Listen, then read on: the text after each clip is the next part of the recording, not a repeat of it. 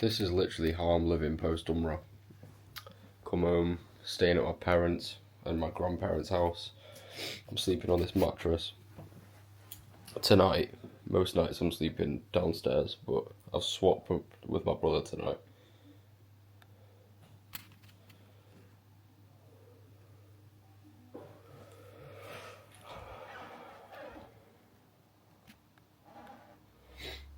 I'm keeping the light low because I'm about to go to bed, but just wanted to do a documentation. It's not because, like, my family's poor or anything, but they're doing work on the house, so they're kind of misplaced, and we don't have, like, our house is under construction, the house that I grew up in. I've moved out of my apartment in Manchester because my plan is just to move out of the UK as soon as possible. So I'm just like a lost villager right now, hopping from mattress to sofa, all of these kind of things, and I can't lie, it's making me make excuses for myself. It's like I've got all this family here all the time, which is such a blessing, but I know that I've got so much work to do. I know that I need to get my work done, and sometimes I use it as an excuse because I can't make these videos all the time, like how I can when I've got my own space. Maybe that's just a limiting belief, but yeah, I don't like this feeling of like having to depend on others and just not having my own stuff into gear, not having my own stuff in motion, and sometimes you can use these situations to either impede you, keep you stuck because you get so depressed that you're in the situation and you get distracted by people around you that you don't take action, or I can just stick to my routine even more and make sure that I get out of it and use it all as fire to get out. Because we're not judged on our best days, we're not judged on how we perform when everything's optimal. We're judged on how we perform when everything's messed up, when you don't even know if the work you're doing is worth it, when you're couch surfing, place hopping, you don't know where your next paycheck's coming from, you've got to stick to your habits even though you've got all of the pressure in the world against you, trying to pull you in this direction and that direction, and you don't even know which is the direction to take. We're measured on these days how we still show up. I'm still going to wake up at 5 tomorrow. I'm still going to go to the mosque, inshallah. I'm still going to go to the gym. I'm still going to prep my food, even though I feel like I have no time and I shouldn't do it. I'm still going to make some sales calls. I'm still going to put out this content. I'm still going to build these programs for you guys. I'm still going to show up every single day with relentless fire to better myself in every single metric because I can't live this life depending on other people. I can't live this life where I'm not living on my terms, my freedom. I can't live this life where the people around me have to live constrained and there's things that they can't do or things that they can't buy because their job's not paying them enough. And me, as the black sheep entrepreneur of the family, I should be stepping up to that plate. I'm not going to live a life where I'm not respected amongst myself and my peers. I'm not going to live a life where I'm not holding myself to the best standard in front of Allah and helping other men do the same because our society lacks that so much right now. I've been posting like Instagram reels, right? Just trying to. Some of you guys might agree, or some of you guys might not. But the way I'm doing it now on Instagram is on Instagram you have to be quite controversial to get attention, right? And I've just been posting things like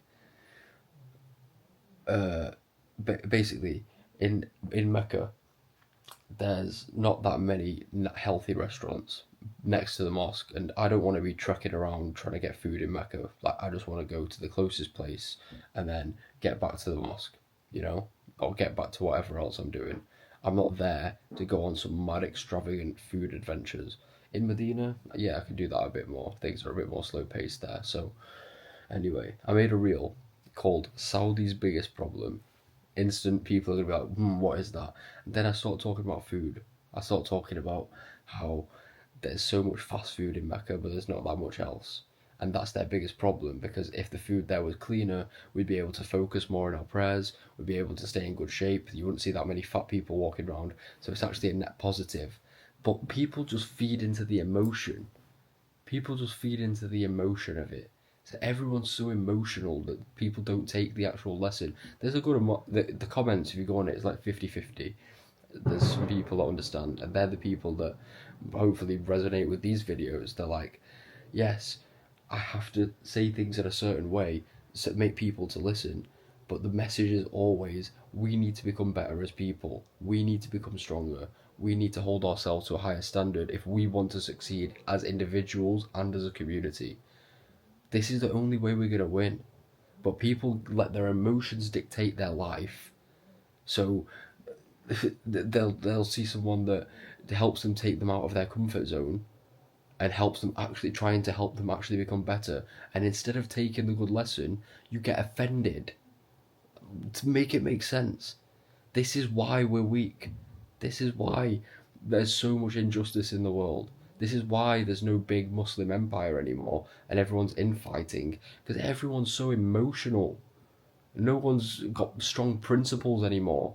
People go and walk 30 minutes, an hour to go and get food instead of just trying to get the quickest thing that's nearby and then getting back to their mission, getting back to their work, getting back to their gym, getting back to their fitness, getting back to their ibadah and their worship. These things are what makes us. These are the things that make or break us. And when we live by these habits and these principles every day, our mindset becomes bulletproof. Our potential becomes impenetrable. There's no way that we can't achieve anything that we set our mind to. So, this situation that I'm in right now, it's great. It's great. I'm going to keep showing up every day. I'm going to keep putting the work in. I'm going to move out of the country. I've just found out the car, I don't know what I'm going to do with it, with selling my car. I'm going to have to pay, instead of like breaking even or making a profit, I'm going to have to pay money out of my own pocket that I don't really have right now on this car. And I've had a lot of expenses come up, so we're going to figure out what to do. Even if I just leave the country and then pay the monthly payment and then pay it off as soon as I can, like within the next couple of months, then that might be one play, but we'll see. But I want to get out of that agreement as soon as possible and never buy anything on finance again, just to show you guys. We get trapped by our emotions, we get trapped by the debt slavery and all of these things in the West, and we get trapped by mediocrity and falling into everyone's vision of how the world works because our habits are too weak. Because we're not holding ourselves to a standard of excellence every day. But when you start doing that, you realise your potential, you start to get annoyed at other people wasting their potential, and you just want to spread this to the world. And this is what we need to do to actually empower ourselves and make ourselves get to that next level. I've been posting more on Instagram now that I'm back in the UK, so if you haven't already, check it out in the description. Yeah, for now, it's like 11 p.m. I need to wake up at 5, and I've got another thing to do. So, about 5 hours sleep tonight. But let's go. See you boys soon, inshallah.